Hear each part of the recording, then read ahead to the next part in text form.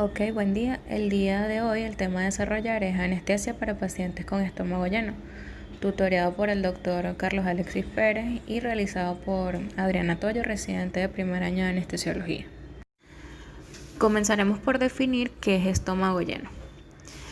Esta es una condición clínica que está caracterizada por dos vertientes muy importantes. La primera es el aumento en el volumen gástrico, que este va a ser mayor a 0.4 cc por kilogramo de peso y va a estar asociado a un pH menor de 2.5. Esto va a poner en riesgo principalmente lo que es la vía aérea y esto va a causar que sea un paciente potencialmente que pueda ocurrir una broncoaspiración y por ende neumonitis química. Cuando se tiene uno de estos factores puede ocurrir esto de la aspiración. Entre las patologías que comprenden esta entidad tenemos diversas patologías, entre ellas hernia hiatal, diabetes mellitus tipo 1, enfermedad acidopéctica, enfermedad renal crónica, obesidad, trastornos de la motilidad esofágica, entre otras. Las causas que comprenden el estómago lleno van desde procedimientos quirúrgicos o anestésicos de urgencia, en donde el paciente previamente haya comido por no estar preparado para este procedimiento de emergencia. Ayuno fuera de las recomendaciones, patologías intraabdominales agudas, incompetencia de los reflejos protectores laringeos, ilio paralítico u obstructivo, uso de opioides e hipersecreción gástrica. En el mismo orden de idea podemos destacar que existen características fisiológicas del estómago lleno, mediante dos barreras de protección que son el esfínter esofágico inferior y el esfínter esofágico superior. Estos manejan diversas presiones que si estas presiones se vencen por patologías o por condiciones agudas, pues podemos presentar o se puede presentar lo que es esta entidad clínica. La presión del esfínter esofágico inferior es de 15 a 25 milímetros de mercurio, mientras que la del esfínter esofágico superior es de 5 a 10 milímetros de mercurio. Es importante mencionar que para la protección de la entrada de aire al esófago destaca lo que es el esfínter esofágico superior y para la protección del paso de líquido o alguna otra sustancia o sólido o algún contenido, un objeto extraño, va a proteger lo que es el esfínter esofágico inferior. Todo esto que conlleva a lo que es la activación de reflejos de protección que incluyen lo que es la tos y el laringoespasmo. Podemos entender que lo que es la aspiración del contenido gástrico se va a caracterizar por el paso del contenido gástrico sólido, líquido o de la nariz a lo que es el árbol traqueobronquial. Si en este momento la laringe es incompetente, se produce lo que es la aspiración, que es más frecuente en pacientes con estómago lleno, reflujo gastroesofágico y que es capaz de causar neumonía por aspiración y por ende neumonitis química también.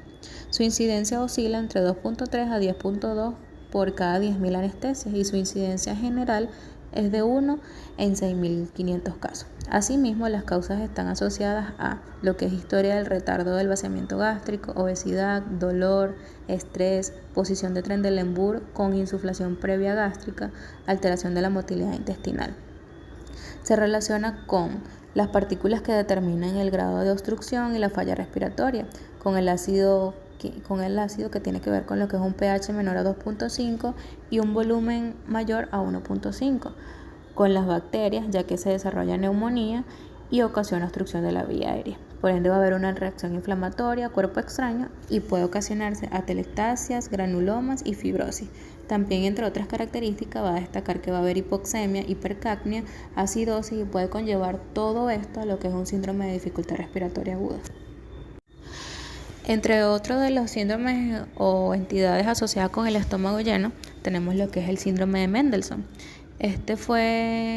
Se le atribuye ese nombre porque Mendelssohn efectuó información muy veraz y detallada sobre este síndrome, sobre lo que fue la aspiración del contenido gástrico, y destacó que para que este síndrome se dé, se debe comprender la aspiración a 25 ml acompañado de un pH menor a 2.5. Este síndrome, para que se efectúe, es mediante la broncoaspiración del contenido gástrico y ácido, o se puede definir como reacción broncopulmonar después de la aspiración del contenido gástrico debido a una abolición de los reflejos laringeos, como lo mencioné al inicio del seminario. Todo esto va a causar neumonitis química y este síndrome se va a caracterizar principalmente por hipoxemia inmediata, fiebre, taquicardia, daños a nivel del parénquima pulmonar, que esto lo vamos a observar posteriormente en lo que es una radiografía de tórax. Los factores de riesgo para que ocurra este síndrome es el uso de los siguientes fármacos: propofol, opioides, atropina, tiopental, pacientes fumadores, pacientes obesos, pacientes gestantes. Continuamos con lo que es la neumonía por broncoaspiración. Esta se puede definir como una infección causada por microorganismos específicos. Diferencia entre la neumonitis química, que es un producto de una reacción inflamatoria por aspiración del contenido gástrico. Existen cambios que van desde el aumento de la permeabilidad alveolar, edema intersticial alveolar y daño a los tejidos y por ende una respuesta inflamatoria. ¿Por qué se va a caracterizar esto? Por tos, cianosis, taquipnea, taquicardia y disnea. Se pueden encontrar partículas en la vía aérea superior y faringe y a la auscultación vamos a auscultar roncus o crepitante. Ahora bien, luego de haber mencionado todas estas entidades clínicas, vamos a desglosar lo que es el manejo anestésico del estómago lleno. Este va desde lo siguiente. La cabecera del paciente debe estar elevada, se le debe colocar una sonda nasogástrica y aspiración a través de la misma. Se debe realizar premedicación de impacto con ranitidina, omeprazol, metoclopramida, suministrar aporte de oxígeno al paciente, utilizar antibióticos y corticosteroides. La inducción que se debe realizar es una inducción endovenosa de tipo inducción de secuencia rápida. Puede ser de libre elección del anestesiólogo el uso o no de maniobras extrínsecas laringeas como la maniobra de Selig. De acuerdo a lo que es la prevención y el tratamiento del síndrome de Mendelssohn y lo que es la neumonía por aspiración, tenemos que lo fundamental es el ayuno. Saber cuándo fue el ayuno del paciente para de esa forma saber cuáles van a ser las conductas a tener. También el uso de sonda nasogástrica, tener en cuenta factores que predispongan a estos eventos, como lo mencioné anteriormente, patologías de base o comorbilidades del paciente como obesidad, fumador, pacientes gestantes. Luego de saber esto y iniciemos el procedimiento anestésico, debemos realizar lo que es la oclusión del cardias.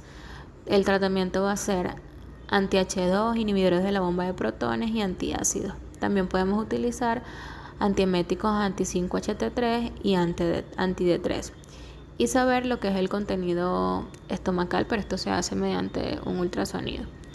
Y utilización de esteroides. En cuanto al tratamiento específico de cada uno de ellos o el manejo, tenemos que para el síndrome de Mendelssohn se debe realizar aspiración inmediata, oxigenación, colocación de CPAP, intubación y ventilación mecánica, más PIC y utilización de antibióticos y corticosteroides.